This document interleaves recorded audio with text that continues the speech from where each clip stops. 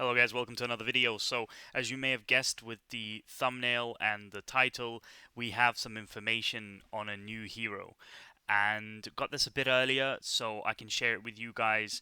As is right now, when this video is posted, there should be another thing posted on Facebook by the game, but I have the icons and the images for recording, so I've compiled it together. I will share some information, sort of review the hero ahead of time for them coming. Not exactly sure on the exact date when they're here, but chances are probably within the next week, maybe week and a bit. I'm not entirely sure. We'll hopefully get some more information in the days to come, but here goes nothing. So, as you saw with the thumbnail, but here's the actual picture. So, I'll zoom in a little bit so we can see it a bit clearer.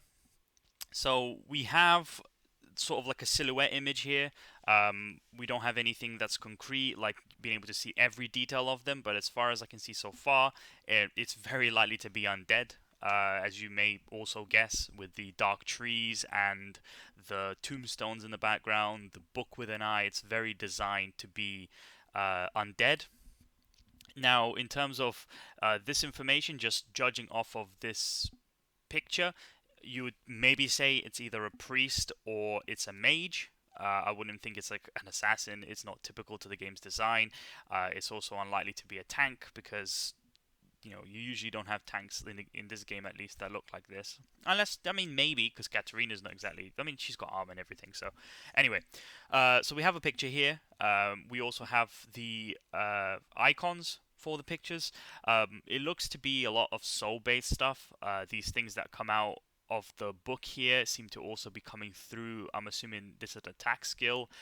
This looks like something is sent out from her, I'm guessing, or an ally of some sort. This looks like a health or spirit drain, and this just looks like some sort of defensive skill. Obviously, these are we do have information down below, so I'll add that to it. So this is sort of me talking about a little bit of from a mystery point of view. If I just had these pictures, but I do have the skills, so we'll take a look at them after. But as is now, it looks really interesting. I do like the design of what I can see so far. That looks like a very priesty sort of attire up top. So yeah, let's go. So the first skill we're looking at is called Life Siphonage. Lucia, which is the name actually. That's something we can also reveal here. Lucia releases ghosts to the enemy with the lowest HP. So this will target the damage dealers of the opposition. Hopefully there's no cheeses with using like one 5-star to completely counter this ability just thrown into your team. But then if you have to use a low-powered unit to just counter her, she's already basically deleting one unit anyway, so makes sense. So she releases a ghost to the enemy with the lowest HP. It's not enemies, it's not plural, and therefore it's just one. But this is the ability I'm assuming she's going to consistently keep using, so she sort of just deletes them one by one by one. Deals damage to percent of attack along the way every 5 seconds. Along the way, to me, feels like it's going to be a projectile, so it's going to target the lowest, but it's going to fly through multiple units. So which is quite typical of rangers, just having a long range shot. The fact that it's her attack and she has an attacking ability is amazing because we actually have a priest that does damage that isn't light and shadow. For those that don't know, Margaret used to do damage and she was changed in August to no longer do damage and concentrate a lot more on healing. They made her an amazing healer, but she lost all of her damage. Now we do have a priest. Priest or mage, not entirely sure. But we do have someone. I mean, I'm thinking it's priest because it's restoring her HP. I mean, Doris does have a heal, but I'll tell you why. I think for based on the other skills as well. So yeah, it really does depend here exactly what percentage she has. If she has 550%, she's not going to be a main dealer. But if she's looking at maybe 600, 700% with a heal, she can be an actual damage dealing priest. Obviously, sustaining herself at the same time.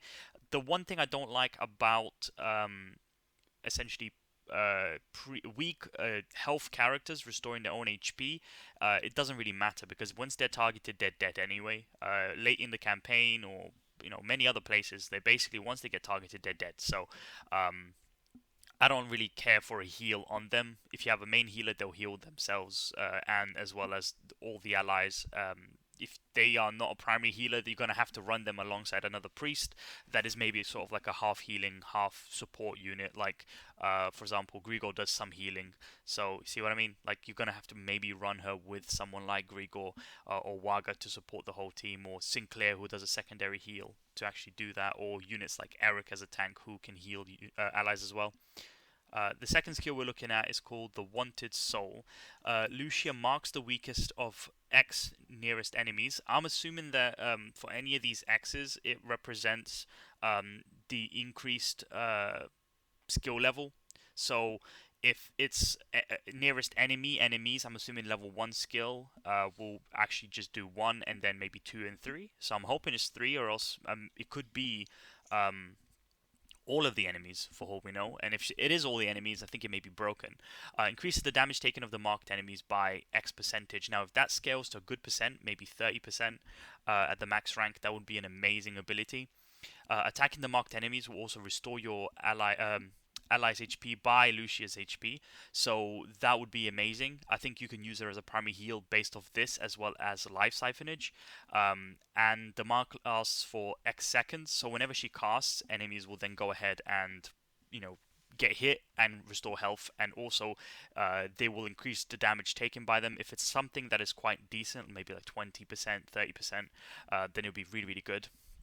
When the marked enemy gets killed, it restores the killer's HP by X percentage of the killer's max HP. So that, judging off of other characters, I'm assuming is going to be probably around the 15, 20%, probably nothing too big, considering the fact that they're already healing as they're hitting.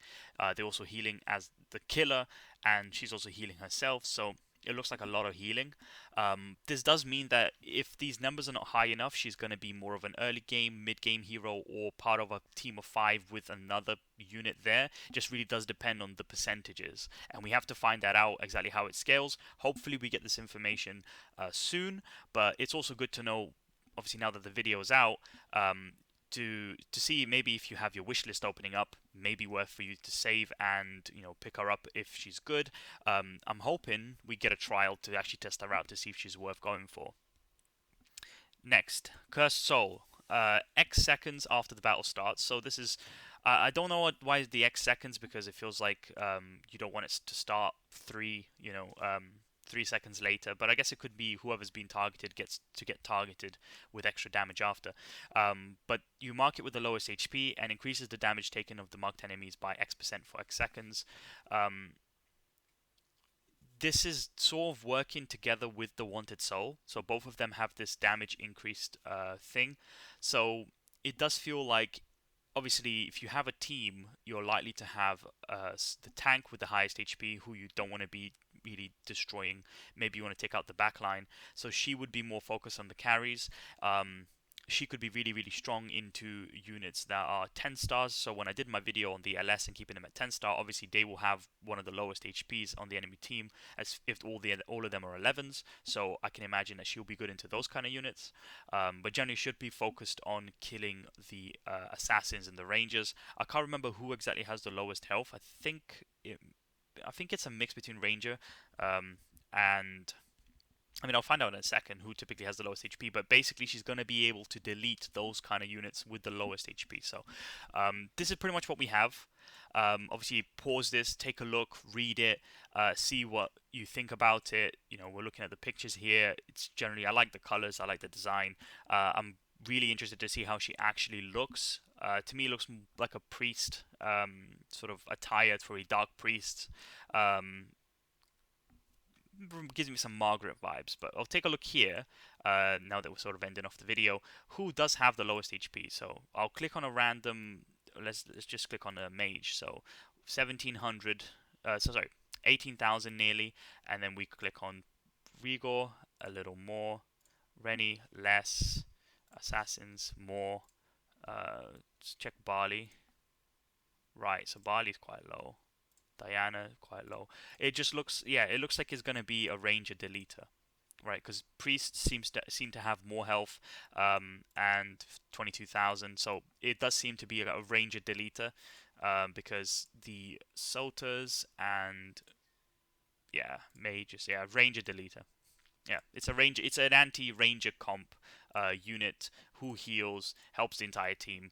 Seems to generally be quite strong. So I'll end it here. Hopefully you guys you enjoyed, and any new info that does come out, I will let you know as soon as I can. But hope this is something that's a bit interesting. It's not a summoning video. It's just some new content, and we haven't had anything yet about Christmas aside from the different looks of the map that was shared on the Discord. But once that comes out, I'll also let you know. All right, take care. Bye bye.